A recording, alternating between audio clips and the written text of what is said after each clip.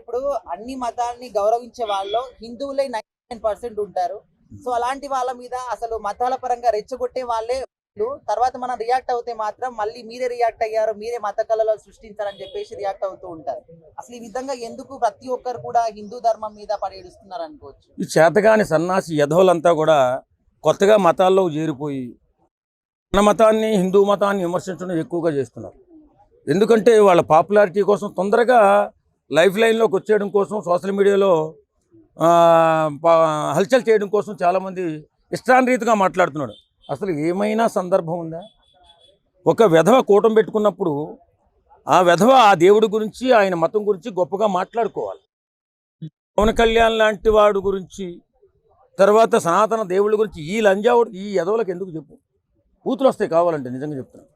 అసలు ఇప్పుడు మనం ఖచ్చితంగా ప్రతి మతాన్ని గౌరవించవలసిన బాధ్యత మనందరం కలిసి ఈ భారతదేశం ఉన్నంత వరకు అన్ని మతాలు కలిసే ఉండాలి.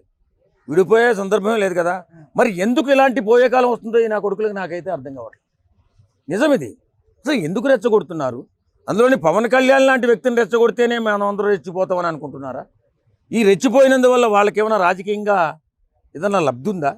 ఇవన్నీ చాలా జాగ్రత్తగా ఆలోచించి మనం ముందడుగు వేయాలి. అంటే ఈ మధ్య కాలంలో సనాతన ధర్మం అని చెప్పేసి ఆయన్ని ఎక్కువగా బయట కనిపించడం కానీ అందరినీ ప్రశ్నించడం కానీ చేస్తూ ఉన్నారు కదా. సో చేస్తున్నారు అనుకోవచ్చా? సనాతన ధర్మం అంటే ఇది ఏ మతానికో ఏ సంఘానికో సంబంధించింది కాదు. సనాతన ధర్మం అంటే మన జీవన శైలి. అంటే మనం మన జీవితాన్ని మనిషిగా పుట్టినందుకు జీవితాన్ని ఎలా ప్రారంభించాలి, ఎలా సద్వినియోగం చేసుకోవాలి, ఎలా బ్రతకాలి, ఎలా గౌరవించుకోవాలి, ఒకరినొకరు ఎలా ఇదిరా బాబు సనాతన ధర్మం అంటే. దానికి ఏదో ప్రత్యేకంగా ఏదో పూర్వకాలంలో ఉన్నటువంటి ధర్మం కాదు. మన జీవన శైలి అద్భుతంగా ఉండాలని చెప్పేదే సనాతన ధర్మం. ఇది మర్చిపోయి అది హిందువులకే హిందూ సాంప్రదాయానికే చెందిందని చెప్పి ఇలాంటి విధవలంతా బయలుదేరి కొత్తగా మతాలు తెచ్చుకుని ఆ మతంలోకి వెళ్ళి ఆ మతంలో కొంచెం డబ్బులు ఎందుకంటే దశమాగం పేరుతో పాస్టర్లుగా చలామణి అవుతూ ఇష్టానుసారంగా మాట్లాడుతున్నారు. ఈ మధ్య చూస్తున్నాను 2-3 అడవుడు అజయ్ అనేవాడు ఒకడు ఇలాగా ఇష్టానుసారంగా ఎంత మాట పడితే అంత మాట మాట్లాడేస్తున్నారు హిందువుల పైన, హిందూ దేవుళ్ళ పైన, హిందూ సంస్కారం సాంప్రదాయాలపైన.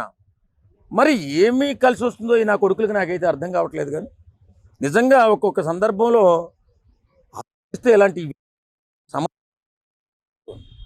అందుకే మత కల్లోలాలు రేగి ఇబ్బందులు పడుతూ ఉంటాం. మన దేశం ముందుకు వెళ్ళాలంటే మనం మత కల్లాలు లేకుండా మనం అందంగా బ్రతకాలంటే ఎవరి మతాన్ని వాడిని గౌరవించుకుంటూ ముందుకెళ్తే మన దేశం అభివృద్ధి చెందుతుంది.